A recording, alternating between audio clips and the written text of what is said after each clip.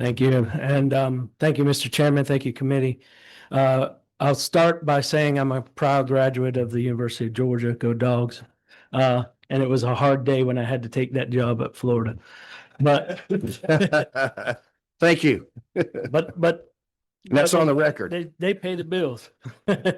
So I don't know if my slides are able to be shown. We had them loaded. We practiced yesterday, I promise. I am well, as of yesterday, I was just promoted to University Distinguished Professor at the University of Florida. I serve as the eminent Frank A. Duckworth Eminent Scholar Chair, Associate Dean for Faculty Development, and Director of our University of Florida Center for Translational Sciences Institute Translational Drug Development course. So my research is in basic science primarily, and moving drugs into the marketplace. We do drug discovery and drug development. I also previously served as the American Association of Pharmaceutical Scientists president in 2017 and 2018. I'll address the funding situation up front. We've received well over $100 million in federal taxpayer dollars for funding our research. We've received close to $1 million in private donations from Kratom companies, individuals that were supporting our work. Those donations have gone into the University of Florida Foundation and unrestricted access funds for me to control. The donors have no control over or say so of how those funds are utilized. So I want you to realize that there's no influence from those donors. I greatly appreciated and they allow us to do more science than we can. So I want to go back a couple steps and talk about where this came from. This is traditional use in Southeast Asia. This is a tree, and this is leaves that are picked off of a tree in Malaysia and Thailand. In Malaysia, they make a decoction or a tea from the leaves, freshly picked. In Thailand, they actually chew the leaves, similar to like what we would hear about coca leaf chewers in South America. Now, the leaf material itself has been used for hundreds of years in Southeast Asia with no issues of harm or problems, so to speak. Most of the material that comes into the United States actually gets imported from Indonesia, not from Malaysia and Thailand, but Indonesia is just a little further south. Same kind of environment, same things like that. The material itself, kratom, is illegal for sale in Malaysia, but you can see at the bottom right hand of that, at that picture there, that's a roadside stand out in rural Malaysia. You can buy this stuff very easily anywhere, and there's no real enforcement on the selling of it being prohibited. Thailand actually outlawed kratom in the 1940s because it was cutting into their opium tax revenue. A few years ago, they actually made it legal again in Thailand, and they have a thriving controlled business in Thailand. So these products are still being used over there. And I want to talk about what the difference is in the United States. And we've already heard a little bit of this, but the biggest difference is that we have things other than leaf. Okay, leaf is all that's used in Southeast Asia, although they're starting now to sell extracts there as well. But the way that I like to equate this is the way that we treat alcohol in this country. So alcohol, we all know, is divided into many categories. We have your light beers and your seltzers. We have your craft beers. We have your wine. We have your fortified wines. We have your spirits. And then we have things like Bacardi 151 and Everclear 190 proof, right? We don't call all these things just alcohol. We specify those categories. Unfortunately, with kratom, it is all considered the same thing. And all of those products fall into I call sort of a garbage can description of Kratom. And the differentiation of these products is really the problem. So leaf products have been the most studied, particularly in humans, and I'll talk about that in just a moment. And then, as we do in America, we supersize things, and you've heard already about the extracts and the concentrates. And unfortunately, now these semi-synthetics, which aren't even any longer part of the plant. But I'll talk about that as well. We do think there's strong therapeutic potential. These are studies that are ongoing. We just had an investigational new drug application approved by the FDA to study mitragynine or mitragynine, the major alkaloid in the plant. That was after about 8 years of study with the National Institute on Drug Abuse and the National Center for Advancing Translational Sciences. In and all, that was about $80 million worth of taxpayer dollars that went into the development of this product. That product is going into human clinical trials very soon. I meet with National Institute on Drug Abuse officials next week to discuss that project. We do believe that it can be successfully used for opioid detoxification or as a medicated assisted therapy, very much like Suboxone or buprenorphine is used today. We also know that some polydrug users are reporting that Kratom reduces the intake of methamphetamine. There are grants funded from the National Institutes of Health to look at harm reduction in alcohol use disorder, psychostimulant use disorder, as well as opioid use disorder. So there's a lot of medical potential that's seen here. The other thing is that the lack of standardized products, which is many of what we're talking about today, has really delayed rigorous clinical evaluation of these products. And so this is very busy. I do have a copy of these slides for everyone that wants them. They can be made available. This is many of the alkaloids that are present. And the only reason that I put this up here, and you can't read a thing on there, but these are all the different proteins in the human body that this interacts with. It does not interact only with opioid receptors. It interacts with opioid receptors. It interacts with serotonin receptors, which are our mood elevation, where many of the antidepressant type actions of this plant come into being. It also interacts with adrenergic receptors. Adrenergic receptors are our fight or flight system that allow us to get energy. And those are the three main systems that this plant works on. All three of those systems are involved in pain transmission. And so we do not have a single drug approved in the United States that targets all three of those simultaneously. We do have some opioids that target the adrenergic system as well.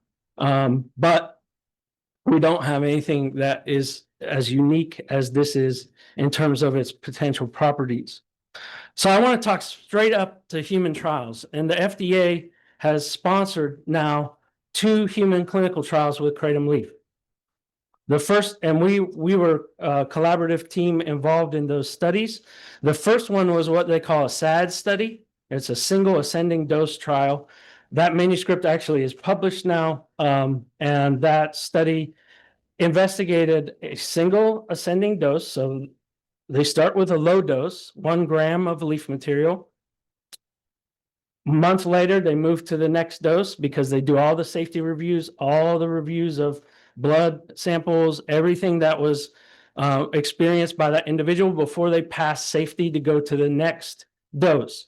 So they went from 1 gram to 3 grams. The FDA was shocked that nothing happened at 3 grams. So they skipped the next dose and went to 8 grams, then 10 grams, and then 12 grams. They completed the full ascending dose trial. The end result was that there was no clinically significant adverse events that occurred in that trial. Yes, at the higher doses, 8, 10, and 12 grams, there was some nausea and vomiting that occurred in certain individuals that also occurred in the placebo group in that study. Now, there was one finding from that study that made it appear to have some opioid-like effects, and that was that the pupil size changed, but it changed only a fraction of an amount compared to what someone would be seeing if you're taking something like morphine. The next study that's underway at Baylor College of Medicine is the human abuse potential trial. So the FDA didn't think they would even get to the human abuse potential trial because they didn't think that they were going to show safety in the single ascending dose trial, which they did. Now we're moving into the human abuse potential trial that will have 3 doses of kratom over multiple time of exposure, and it will go up to 16 grams of leaf material. I want to just point out, these are in 500 milligram encapsulated powder doses, so 500 milligrams per capsule. Somebody that's going to be taking 16 grams is going to be taking 32 capsules within a 5-minute period. If that doesn't cause you some nausea and vomiting thinking about it, I can understand why. We will see at that higher dose, though, if we have any other toxicological or serious safety concerns, as that dose has not been studied in humans. There have been a couple of other studies in Canada that have been carried out on kratom and kratom extract. The extract papers have not been published, but some of the leaf material has been published, pretty much aligning and agreeing with the study that the FDA conducted. Coming back to what I said earlier, I think this is the key underlying thing, that not all kratom is equal. We published this paper to talk about the distinction between native leaf and extract products. And interestingly enough, this came out in October of 2023. In that time frame, the semi-synthetics or synthetic compounds started to emerge in the marketplace as well. We were not aware of those at that point. So there's kind of 2 faces of kratom as we see it up to the synthetics. And we'll talk about that much more in detail here in a second. Dr. McCurdy. Yep. Just to give you a heads up, we got the presentation late yesterday. Yep. We'll have to speed it up and Okay. let the committee ask questions. No problem. We got this you heard about 7-OH. It is a metabolite of michigan, the main product. Some of these are sold like Smurfs. They're all flavored tablets. You've heard all this before. I want to show you how exquisitely selective this is as an opioid. This is all the human drug targets, over 100 drug targets that have FDA approved drugs to them. You can see circled in red there, those are the opioid receptors. That's 7-hydroxy. It's incredibly selective for opioid receptors. This is the binding affinity. I want to talk about abuse potential studies. We did all the abuse potential studies in our laboratory and published those that were required for preclinical abuse related studies as described in guidance by DHHS or FDA. And most of our data went into the press conference data package that was presented by the FDA in July of 2025, where they recommended scheduling of this substance to the DEA. Yes, there's human abuse potential with this 7-OH. We've heard about it already alluded to. These are studies that you can read more detail. Does it cause respiratory depression? Yes. As an isolated semi-synthetic product, this causes respiratory depression. Interestingly enough, in that same study that we published, michigan, the major alkaloid in kratom, actually increases respiration. Also, we've seen cardiopulmonary arrest in a patient that was revived with naloxone following reported use of 7-hydroxy. And 7-OH should not even be considered a kratom product. And I understand that secret shopper paper was us too. So many of these compounds are being sold under the guise of being kratom products or kratom alkaloids or enhanced kratom alkaloids, but they are 7-OH or other synthetics. And we heard about pseudoindoxil, which actually doesn't exist in the plant at all. It is another fully synthetic compound. It is a metabolite in humans, but one of the latest fully synthetic compounds, which we're starting to see more and more post-mortem blood samples containing this substance, is called MGM-15. This is on the market in Florida like crazy right now. In fact, some of the death cases that we've seen in Florida are from this. That picture in the middle of this is how we received the product. We had to buy it with cryptocurrency. It came to us. This was when it first got introduced. That text that's really small on the left side was the packaging label that came with it. They said their product is so new, they have no labels yet. And it arrived in an empty jar like that, clear jar cotton balls on top of it. That was it. So these are the things that are really scary to me and really concerning to me, because these synthetics are far from kratom. They are derived from kratom, but they are not kratom at all. So there's a lot of questions that remain, but regulation is key, and I'll be happy to answer any questions. Thank you, Dr. McCurdy. Two things for you. I'll let Representative ask a question in just a second, Ridley. First is, everybody's got a copy of your PowerPoint. We gave everybody a copy here. But second, too, as we go through this process, you're definitely more than welcome to contact Deborah in my office or me, and we'll get you any stuff you want to send us or give us. Please, we'll forward it right away. So Okay. no worries about that. Thank you. And then Jordan Ridley, Representative. During your presentation, you said there was a human abuse potential trial at Baylor with the FDA, currently going on. Do you have a target date for when that's going to be over? No. Okay, It's just getting started. In fact, we're just waiting for the final approval from the Institutional Review Board so that we can start recruiting subjects. So it's really just getting started. Okay. It'll be at least another year. Okay, thank you. And Chairman Corbett. Thank you, Mr. Chairman. Dr. McCurdy, you talk about Florida and what they have done, what laws they have passed. Now, they have not banned kratom. What laws? Can you speak to that? Correct. I've been involved in a lot of discussions with Senator Jay Collins, who's now Lieutenant Governor of Florida. He has put together quite a team to put regulation around this. A lot of that was developed alongside the American Kratom Association and the Global Kratom Coalition, with inputs from them on regulation. He has Florida safety first for Floridians, just like you all have Georgia safety first for all Georgians. The law that was put into place there is a Consumer Protection Act, very similar to what's already in place, I think, in Georgia, that limits age, certain packaging has to be there, etc. I'm not fully versed on the entirety of what that is, because every session it seems to come back up for a little more refinement. But what Florida has done is put an emergency ban on these synthetic products. Thank you. And I guess one final question for me is when I talked to Dr. Grummins and one of your colleagues, and we talked on the phone, he had permission to talk and emailed each other. And one of the questions I asked was about where to sell the product at.